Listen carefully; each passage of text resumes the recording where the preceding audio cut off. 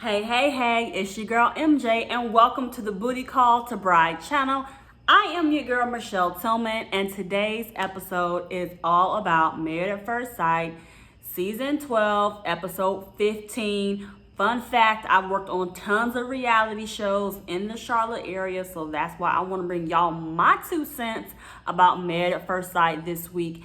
And make sure you give me a thumbs up, share this video, comment. I love to talk to you guys in the comments so that YouTube can stop being stingy with the shares. I need them to put me back in the algorithm. I don't know what's been going on, but I need y'all's help. So thank you if you're watching this. Give me a thumbs up, do all the good stuff, share, subscribe, all that.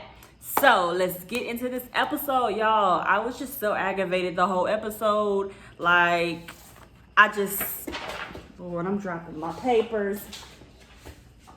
So aggravated, I'm dropping all my notes.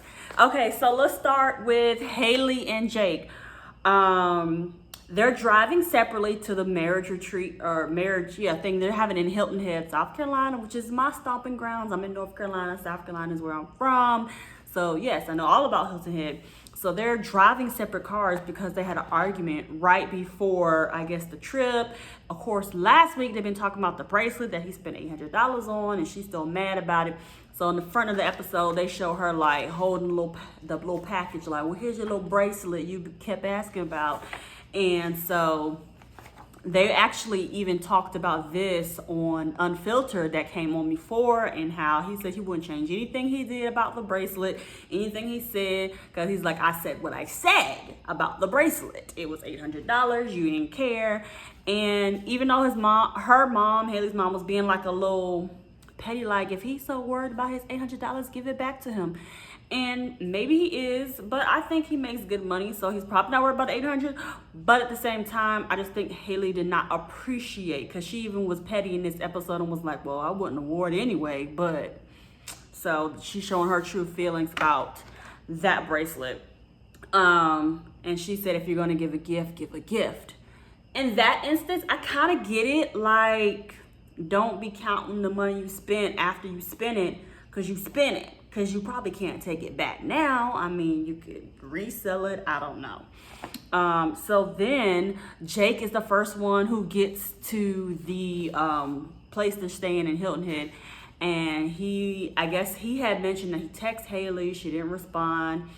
She said she was going to be cooking for everyone. But then later she mentioned to all the girls, well, no, I meant me and Jake were going to cook together. I guess I feel like left out because I thought we were going to cook together.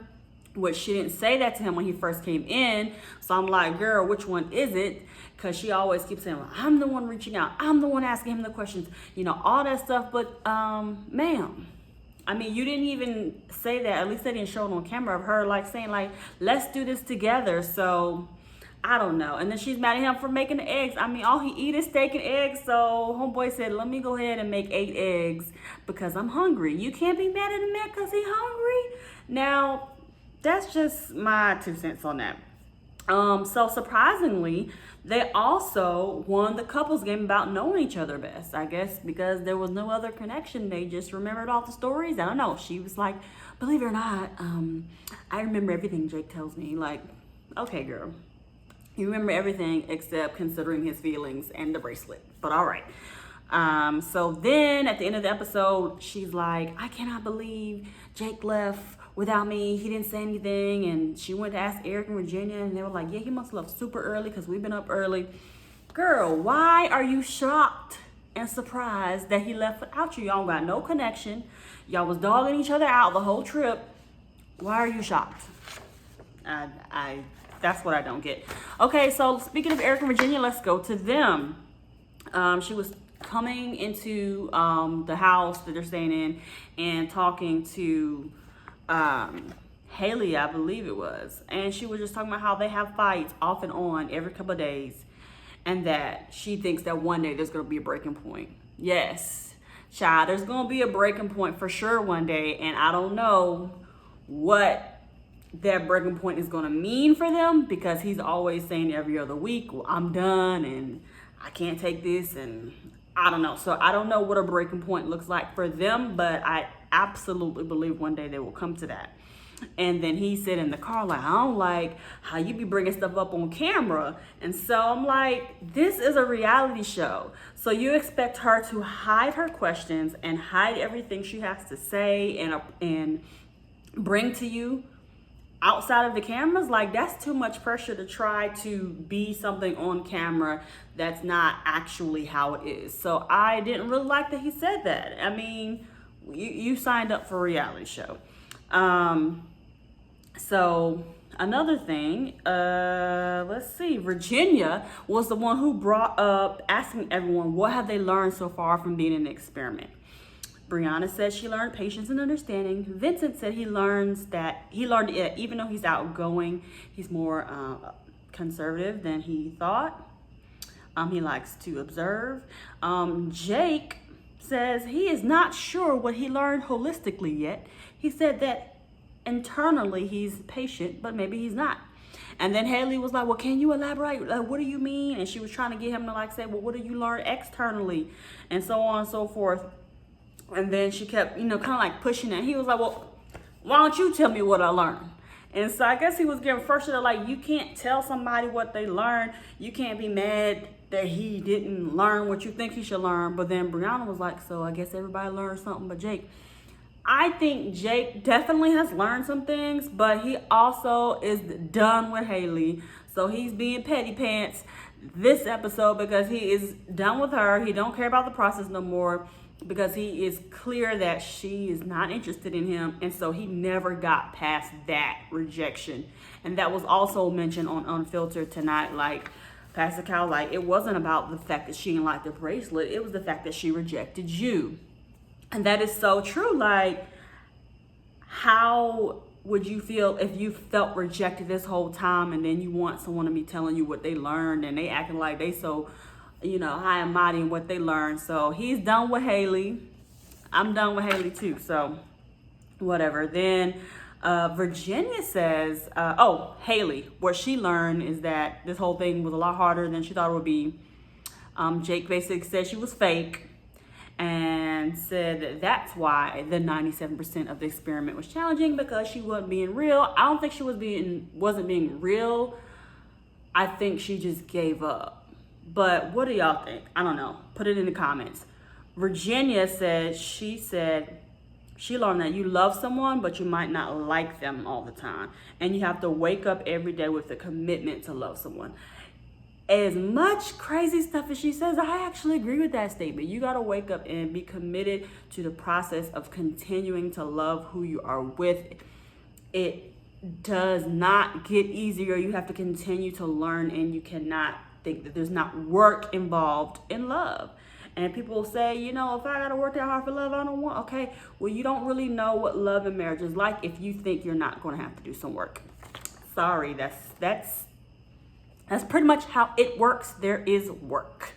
So then Virginia tells all the girls, she's like, well, I never liked marriage the traditional way anyway. And then Clara in her confessional is talking about Virginia, saying that she hopes that Eric and Virginia can get through their stubbornness, because infatuation leads to heartbreak. And I'm like, okay, well, I guess that was your experience, and that's what she's saying. Then later on, Eric and Virginia are on the beach, and I thought they're supposed to be doing something like out of the box, but they were just having a dinner, which I was like, okay, how's that out of the box? So she talks about how she's had feelings of running. He says sometimes he doesn't know, like, she might run. They're not sure of each other.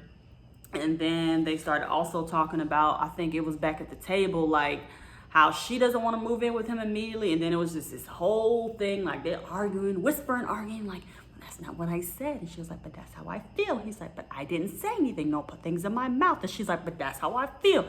That's a whole thing. Like, that's a whole therapist thing. Like, what you say and what someone heard and feel may not always be the same thing. So sometimes you gotta be more flexible with how you present things, and also understanding how they were received. So hopefully they can get that together. Her biggest thing with moving in with him was like, the whole pet thing. She was like, it's not cat friendly. He's allergic to cats. So this is the whole thing. I'm not an animal person. I'm not a pet person. I've never had my own pet in my entire life. So I don't necessarily understand the connection and bond that people have with their animals. I know that it can be a very big thing, but I don't personally know that bond. So for her to be like, well, they sleep in my crevices, like one's right here, one's right here, and she's just like, you know, you can't expect me to give, they miss me, and you know, that's the hardest part of this experiment. Yes, whatever you're used to, coming outside of that to be on the show, I understand that is hard. That is one thing I can't say. I get that part, but to know that your man is allergic and then telling him just go take some allergy meds, like who wants to go put, like, I don't know how he feels about medication. He's always drinking, so I guess he ain't worried about that, but everyone don't want to be taking medication. So I'm just like, I don't know how they're gonna resolve that part, because she's like, I want the cats all up in the bed in my crevices, and he's like, but can you just keep them out of the bedroom? Like, she's not willing to compromise in that area. Don't know how that's gonna work out. The same way he's not willing to compromise in certain things that I think are outrageous. This whole the cats in my crevices, that's outrageous to me, and I just think she's gonna have to bend in that area when you have someone who's allergic. Like, who wants to take medication that may have several other side effects? Who knows? Just because you won't even say, let's just keep them out of the bedroom. Like, I think that's unreasonable. But again, I'm not an animal person, so maybe I don't understand. Brianna and Vincent. Okay, so she was so excited about the horseback riding. My whole thing is this. It's not that yes, he's being a baby to a certain extent, but the problem is that she did not consider him when choosing the date. She did not bring it to him. She did not ask him. I don't know how the production team allowed them to choose, but the fact that she did not say, hey, husband, Vincent, what do you want to do? Is this okay? Especially when you already know he's particular. He don't want to be embarrassed and all that stuff. So I was just like, at first I thought he wasn't going to get on the horse. So I was just like, oh boy, this is going to be a mess. But I've also had my experience with a horse where the horse did buck and I almost did get seriously injured. So I do understand how a fear of horses or animals can be an issue. I do think Vincent needs to branch out, but I do think that I hope Brianna does not use this as a way that she's going to do things in the future. Like, oh, well, if I just go ahead and take the step on something, he'll just end up doing like what I ask anyway. I hope she does not look at it like that. Even though it was good for him to get out of his shell, I just hope that she does not take this and twist it and then use it as a manipulation tool in their marriage, because she knows he wants to impress her. And what husband doesn't want to impress his wife, especially his brand new wife? They also started talking about where they're gonna move. Are they gonna move back in his apartment? And he was just like, yes. And then she was looking like, And she was like, well, I don't know about staying in a 1-bedroom apartment. And she was like, we on the same level, boo. So, you know, it ain't we don't got to move to your place, which is true. But I'm like, at the same time, like, let him have something, girl. Like, let him boss up in one area. If it's like, come stay with me, like, give him something so he can feel like a little bit of a leader. Okay, last couple, Ryan and Clara.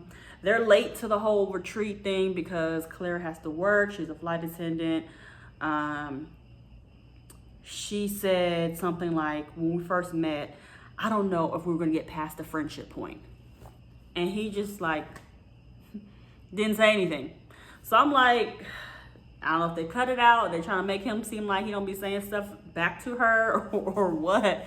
But I was just like, okay, I would need some type of affirmation. Like, I told you my fear. Can you help me with my fear by giving me something, affirmation, to say, no, it's more than friendship, or whatever. So Dr. Pepper had actually given them assignment to write love letters to each other. And I think that was a great idea, because especially with somebody like Ryan, who's never said the L word. And so he writes her a love letter in like 5 minutes, and she's working on hers forever. He reads the letter and she is just like, She's about to break down, and he's basically saying, "Thank you for letting me be myself. Thank you for doing this. Thank you for doing that." Like, okay, I like the premise of the letter, but I don't think it was that deep. But she felt like it was, so that's good. Like, she read her letter back to him, and he was like, "Well, that's good to know, for sure." Of course, he says, "For sure." So I don't know what to think about them or him. She basically said, "Every previous heartbreak prepared me for you." Like, those were some good love letter words there. So I appreciate her words and that she took the time to pour herself out. Then she said at the end, like, the letter helped her to see how he feels, and she told him, like, "I'm glad that you said these things, even if I might know them. I needed to hear it, and that's kind of like a confirmation or affirmation to me." And he was just like, it's like he didn't, I don't know if he recognized the importance. And I know that if Dr. Pepper had not given them that assignment, he probably would never have been that open with her, which I have heard on other reviews, like Kev on Stage and Miss Kev on Stage, talking about maybe his religious beliefs really do play a more big role in his decision about Clara than he's putting on, and that maybe he's really not sure how she will fit into that. So that's why he's being reserved and held back with what he does. And if he is a virgin, like I think he is, he's trying to wait to make sure she's going to say yes on decision day before he pounds her with the D. So we will see what happens. And that's all I have for this week. Thank you guys so much for watching, and I'll see you next week. Bye.